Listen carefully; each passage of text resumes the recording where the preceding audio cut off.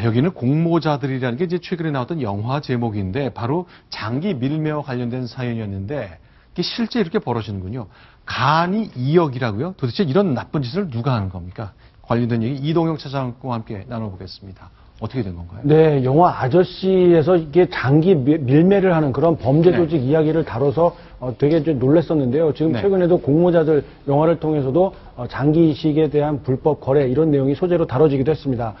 오늘 부산 해운대 경찰서가 이런 장기 밀매 조직을 검거를 했는데요. 12명을 구속하고 25명을 불구속 입건했습니다. 이 4단계로 나누어서 이 불법적인 활동을 해왔는데요. 총책이 있고요. 중간 연결책 그리고 사람들을 소개해주는 그런 알선책 그리고 신분을 세탁하기 위해서 신분증 모집책을 별도로 두는 이런 4단계에 걸친 장기 밀매 조직이 확인이 됐습니다. 그러니까 근데 일당을 보니까 12명 구속에 25명 불구속 입건이니까 모두 47명이 아무런 죄의식 없이 같이 팀을 짜서 이런 나쁜 일을 했다는 거 아니에요? 그렇습니다. 이게 참 충격적인 이야기인데요.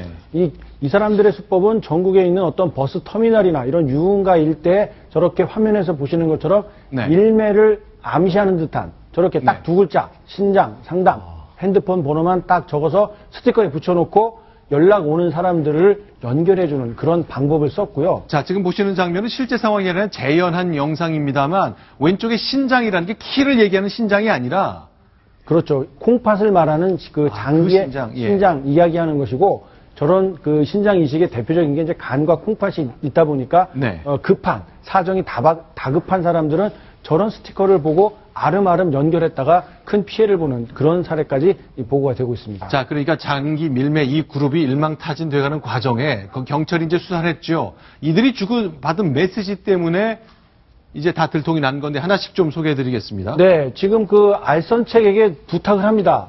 돈이 급한 사람이 없느냐. 어떤 아주 절박한 사채고 뭐든지 간에 돈을 빌릴 수 없는 아주 절박한 사람이 없느냐라고 물어봅니다. 왜 그러느냐. 내가 장기 알선 하고 있는데 이런 사람을 데리고 오면 너 돈 많이 떼주겠다. 그거 다 하는 거 아니냐.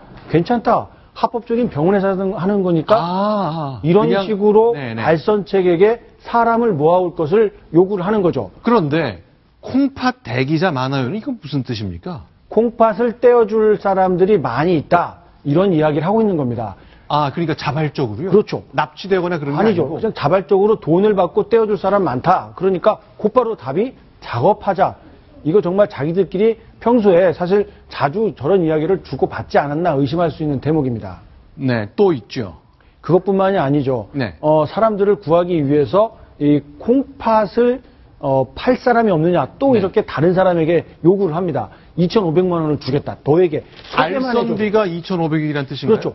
소개만 해주는 너에게 2,500만 원을 주겠다. 그리고 콩팥을 실제로 제공하는 사람에게는 더 큰 액수를 줄 수 있다는 암시가 되겠고. 아니 이거는 뭡니까? 합법이고 그렇죠. 기증하는 형식으로 진행한다? 저렇게 해서 안심을 시키는 거죠. 하지만 저건 다 상대방을 속이는 거짓말이고 합법을 가장한 거짓말일 뿐이고 실제로는 다 불법적인 장기 밀매 거래일 뿐입니다. 자, 스스로를 어떻게 얘기하냐면요. 이런 농담 해도 됩니까? 나는 삶과 죽음을 오가는 어려운 사람을 도와주는 천사다.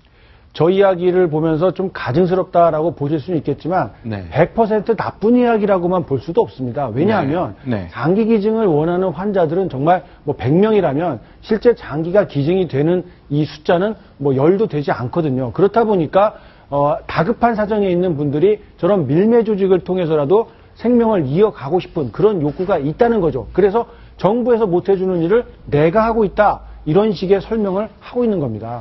자, 근데 안타까운 것이 뭐 모두가 다 그런 건 아니고 일부가 그렇겠습니다만 대체로는요.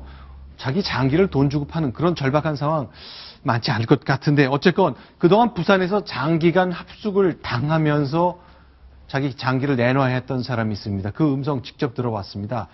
납치된 것처럼 들리는데요. 한번 들어보겠습니다. 장기밀매라는 건 자체를 몰랐어요, 저는. 돈 많이 드는 아르바이트를 할 생각이 있냐라고 물어보길래, 하겠다라고 얘기를 했었거든요. 기본 몇백에 막, 일 열심히 하고 말 잘 듣고 하면 막 줘준다고. 무서운 거는 당연한 거고요. 솔직히 한 일주일 동안은 혹시나 어디 길 가다가 마주칠까봐 계속 집 밖에서 나가고 계속 신경 쓰고. 자, 음성을 변조한 겁니다만 뭐 처음엔 장기 밀매를 좀 몰랐다는 건데 저렇게 잡힌 사람은 처벌은 어떻게 됩니까? 당연히 받는데요. 일단 네. 그 장기 등 인식에 관한 법률이 있습니다. 그래서 다른 사람의 장기를 매매하거나 알선, 교사, 방조했을 경우에는 2년 이상의 유기징역, 또 자기 자신의 장기를 하더라도 10년 이하의 징역 또는 5천만 원 이하의 벌금에 처해집니다. 더군다나 이제 그 형법에는 인신매매죄가 있는데요. 이제 영리 목적으로 매매했을 경우에는 2년 이상 15년 이하의 징역에 처해지겠고요. 또한 최종적으로 어떠한 그 장기 적출할 때 있어서 살인죄나 중상인죄도 성립되기 때문에 굉장히 엄한 처벌이 예상됩니다. 스스로 할 경우에도 처벌받는다는 것, 그걸 좀 분명히 해둬야 될 것 같습니다.